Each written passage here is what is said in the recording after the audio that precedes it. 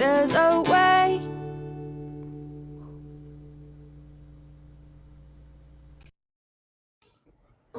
Good morning. Happy Monday. Or happy sober Monday, right? The happiness depends on whether you want to be or not. So,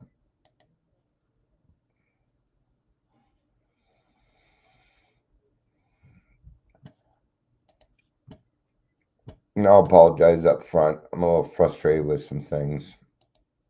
But we'll get through them. I don't know. We'll see. Morning, Jess. Michelle, good to see you. I almost called you Jesse. Oops. Ups a daisy. Oh, maybe I'm just probably getting a little wore out on stuff. So, I'm gonna be backing off on some of the service work that I do. I'm going to minimize it. I'm going to focus on some things that Dion kind of wants to do. So, because nobody's doing anything, it's all situational. It's just how it is. So, all right. So we're going to be in As Bill Sees It, which is going to lead us to the 12 by 12, I believe. Probably the big book. So page 220.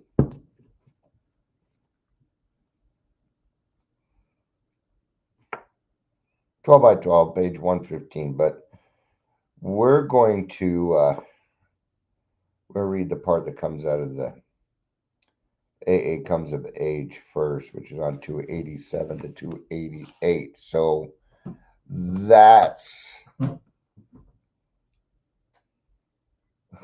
Hi, Amber. Good to see you. Yeah, it's true. It's what they're not doing. But I don't want to, yeah, people can decide whether they want to do something or not. Certain things won't get done. That's just how it is, though. As long as the primary purpose stays true. So 287 in AA Comes of Age. We're just going to cover that real quick. We're not going to spend too much time on that. So, and I'm probably going to start shortening these.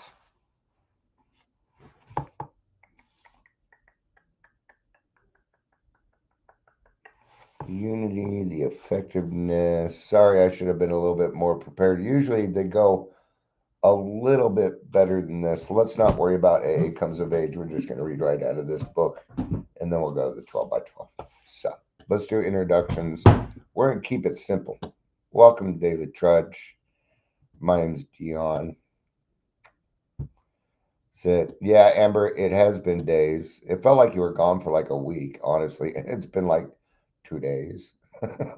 3, actually, with Friday. If you're here, please say hello, whether you're watching the live or the rewatch.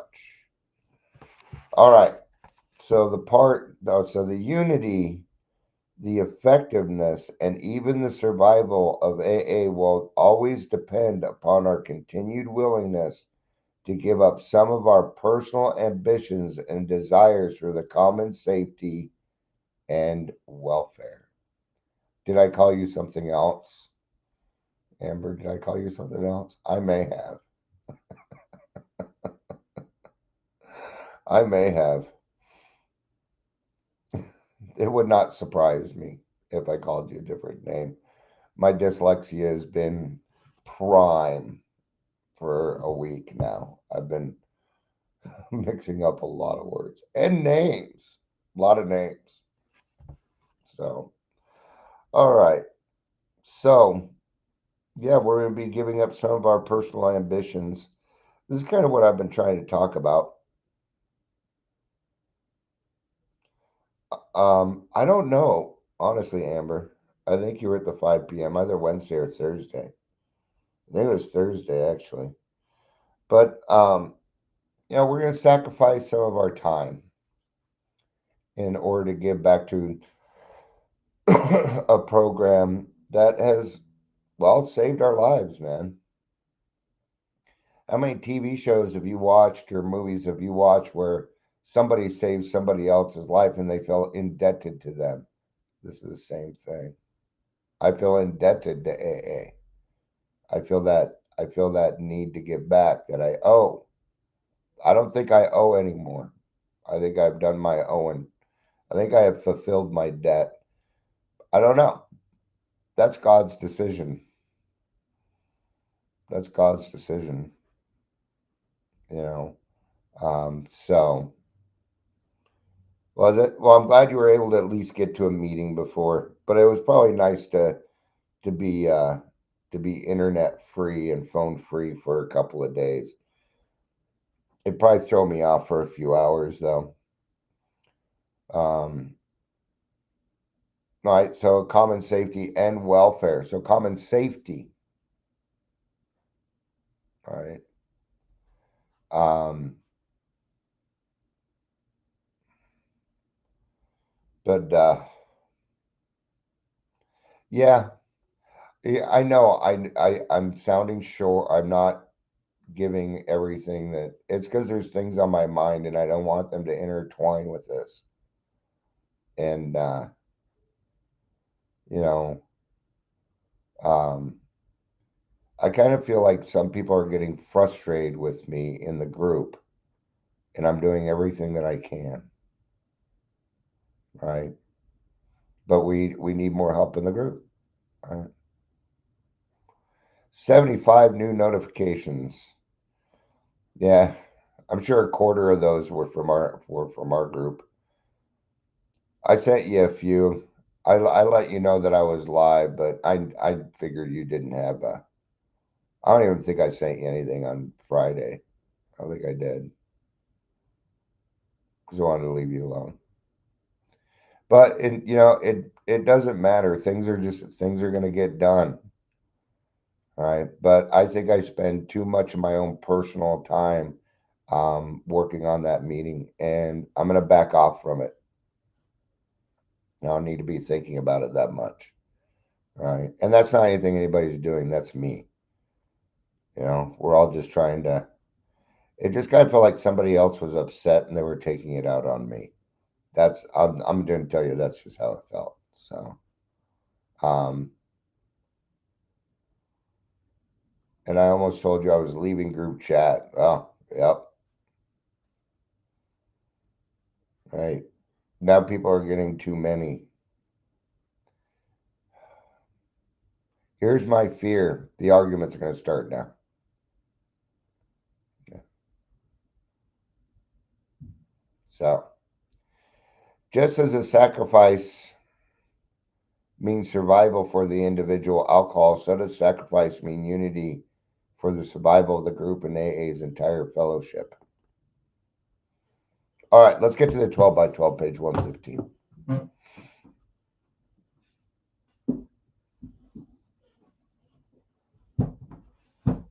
All right.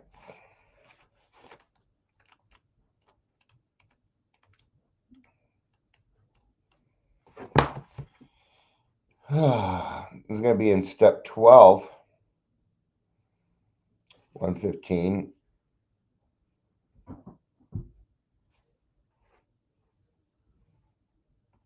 Now, Michelle says, I'm not frustrated with you at all. However, even though the phone feel your frustration, so I like it better when you're frustration free.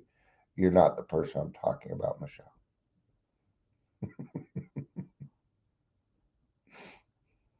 I don't think you're frustrated with me. So I'm just, if I was, I would come to you on that. But in this case, I'm going to let a dead dog lie. So, but thank you for saying something. I appreciate it. Yeah. No, it's been cool. And we had a great group. And I don't even think everything's bad. This is just how Dion's mind goes, folks. See, I'm doing what I can not to point a finger. That's what I'm trying to do. Right? But I have some fears around the group and stuff. And I think it's just, I think it, it's hard to tell through text and stuff like that. So, um, you know, like Thursday, we had a fantastic group conscience. Right? We had a we had a fantastic group conscious. I do feel like the group has my back. Absolutely, I do. Okay? I knew going into this that I was going to be doing a chunk of the work for a while. For a while. So after we come into AA, if we go on growing, our attitude and actions towards security, emotional security, and financial security commence to change profoundly. Our demand for emotional security for our own way had constantly thrown us into unworkable relationships with other people. All right. See, that's one of the things. I think a lot of people in the meeting think that I'm trying to control the whole damn thing when I'm trying to give it all away. And I don't like being misrepresented like that.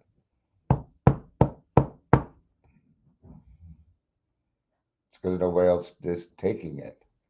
And it needs to be done like the timer, like hosting, like writing the format, doing the, you know, but that's the sacrifice I chose to make in order to get it done so I could have a home group. And I'm okay with that. You know, so, but I did used to run around demanding people act a certain way, do certain things, I still kind of go through it. I've got this perfectionist mind, you know, um, and it likes perfection. It likes everything in place, right? Like even right now, I cannot stand my desk. I haven't done anything about it. It's not that messy, but to me, this is unacceptable. It's unacceptable. Right? But I accept it. I just haven't put any action into my acceptance, have I? God bless this mess. Oh, I just need to find it. It all needs to be right in front of me right now. So actually, there's plenty I could clean up, right?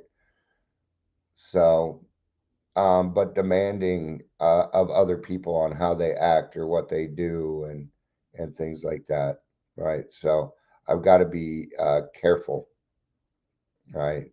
Because otherwise I can turn it into unworkable relationships with other people, right? Clean your desk before you go live, but that's not part of the process. But it's a good idea.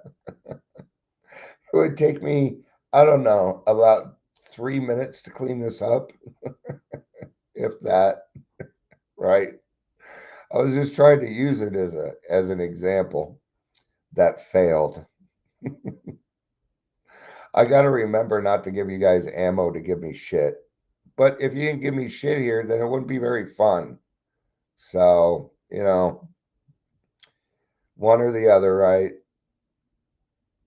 Though we were sometimes quite unconscious of this, the result would always have been the same. That's part of the problem. We think that our intentions are good.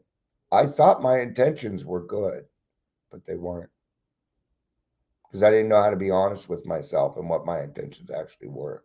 I thought I was trying to make the world a better place, and that was the frustration. Nobody would listen. They were listening, they just didn't agree. And rightfully so, because it was wrong. Right? So either we tried to play God and dominate those about us, or we insisted on being over dependent upon them. There's another one of those alcoholic extremes. The extremes of alcoholism. There it is. Now, I either think I'm the shit or I'm a piece of shit. I tend to not find any balance in that. Then I found out God don't make shit. We're all beautiful, one way or another. I've really been trying to dig deep. I know I did a little bit, but I have been really trying to dig deep into other people that have been frustrating me and finding the beauty in it. And no, that has nothing to do with grassroots. Nothing to do with the grassroots. And I'm trying, you know. Um, I have to be very, very careful. No, I think about just taking Instagram off my phone. I'm on there too fucking much. I'm on there too fucking much. Yeah. And it's always the same shit. Always the same bullshit that appears on my phone. It's always about recovery and this and this and that. I think what it is, I think I'm just a little tired of recovery at the moment. That might be it. I might need a little break. I don't know where I would take a break though. Because I ain't going to not go to a meeting. So, speaking of which, I'm probably going to need somebody to host for me today, but I'll put that in chat. I have a dentist appointment at 5 o'clock. So, not sure if I'll make it back in time. I don't think I'll be able to speak at the meeting though. So, because I'm supposed to be doing an extraction, but we'll see.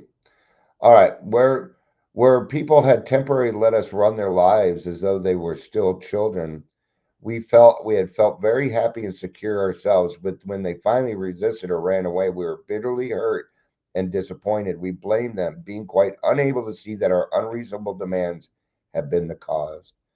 You know, the thing is during my first drinking career, which was about 5 years, I would blame other people.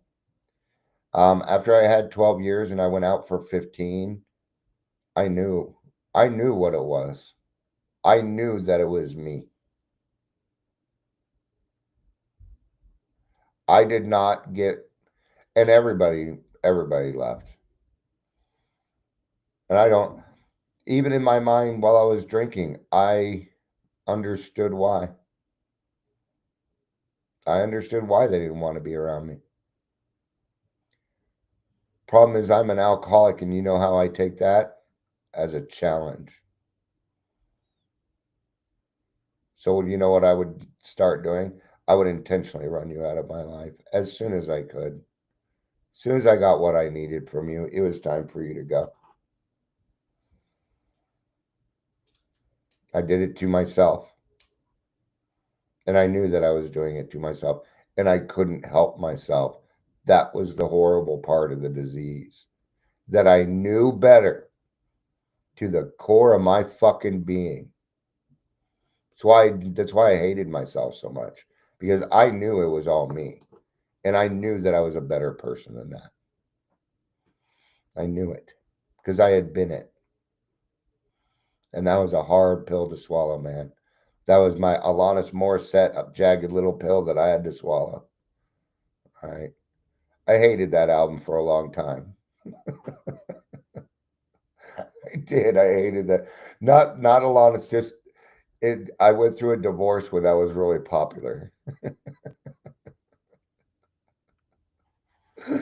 I think she's a fantastic talent, though. I really do. I'm a Alanis Morissette fan. So probably didn't think that of me, did you? Heck, I don't know what people think of me, but I can tell you this: you don't see me the same way I do. You know, right? And I probably don't see you the way that you see you, right? Because a lot of people think I'm, a leader, an advocate, these things. I don't think that. I try, but inside it doesn't quite feel that way. You know, I'm not saying it isn't true. I still do the best that I can, but I don't want my mind to start thinking that I'm better than other people because it will go that route. It's one of my defense mechanisms to make me feel better about myself. I've been playing with this, but I didn't want you to hear it. And I've thought, well, if people see me, my hands moving off screen down there, they might think something else. So I put my hands up. Oh, Throw lob a little something else in there. Try to get your attention back. Whoop, doop. All right. A couple of things before we move on. I don't know if anybody's noticed, but I've been doing this between 11:05 and 11:15 almost every single day. I've been very consistent about it. So just so you know. All right. When we had taken the opposite tack and insisted, like infants ourselves, that people protect and take care of us or that the world owed us a living, then the result had been equally unfortunate. I did that with my parents forever. I felt like, I'm like, you put me away at 14. You took away the best years of my life. You fucking owe me. My brain still goes there. They don't owe me shit. They don't owe me anything. All right. Nope. I cannot be so dependent. You know, I need to be weaned from the teat. Quit acting like a baby. You know, when something's going wrong and you throw yourself on the floor kicking and screaming and you're 40 years old, something's wrong. This often caused the people we had loved most to push us aside or perhaps desert us entirely. Our disillusionment had been hard to bear. We couldn't imagine people acting that way toward us. We had failed to see that though adult in years, we were still behaving childishly, trying to turn everybody, friends, wives, husbands, even the world itself, into protected parents. We had refused to learn the very hard lesson that overdependence on people is unsuccessful because all people are fallible, and even the best of them will let us down, especially when our demands for attention become unreasonable. I don't know why AI was brought up in the meeting I was in. It was a legitimate talk or whatever. But they were saying how they didn't trust AI because they're using it for therapy now. This is the main reason I don't trust AI because it's made by humans and humans are fallible. That's why. That's why I don't trust it. It's got the human element in it.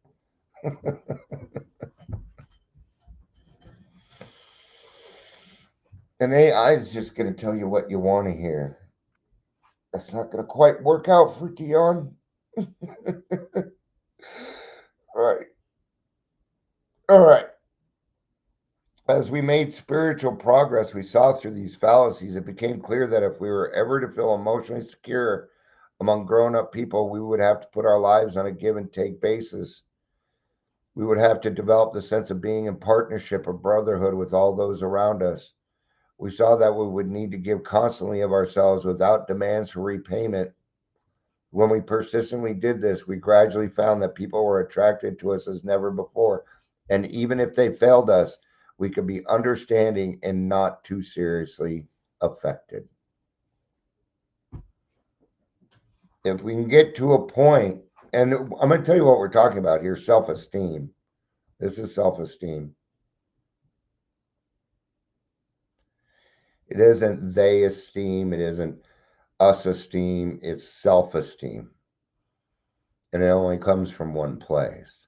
Your self-esteem cannot be taken care of on an outside thing. Other people cannot. They might add to your self-esteem by giving you compliments, telling you you're good. But when we need the compliments in order to be good, now we got a problem. Now we got a problem.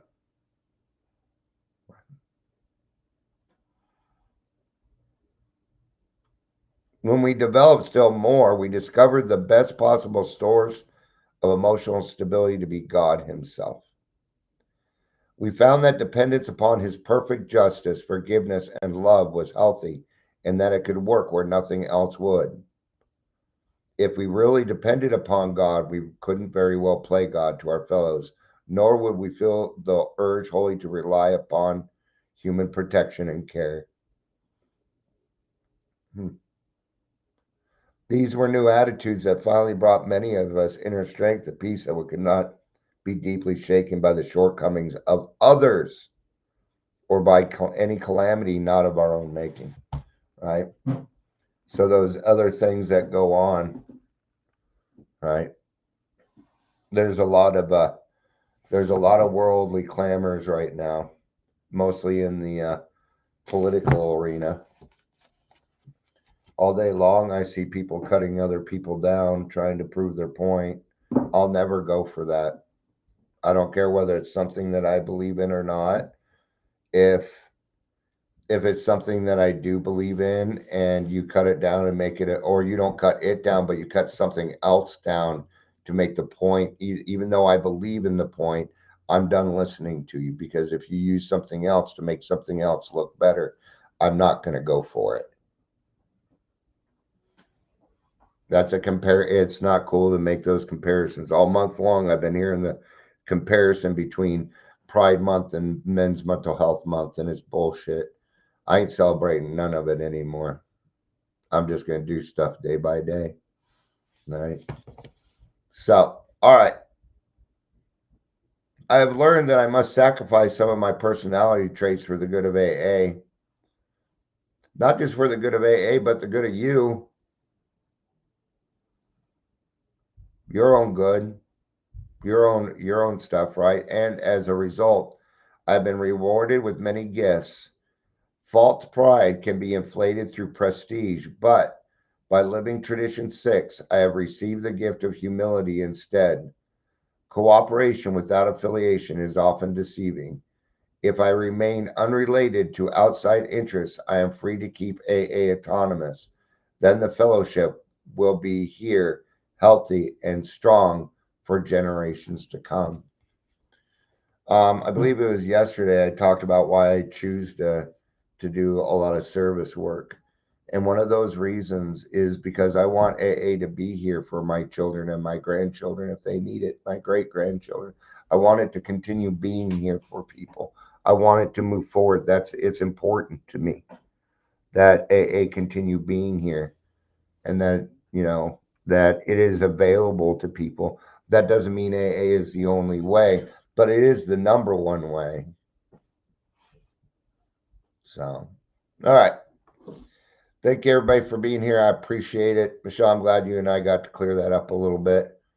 Amber, I'm glad you're back. I'm selfish that way, but I am glad you're back. I missed you. All right. Thanks, everybody. I appreciate it. I love you. You know I do. Peace out.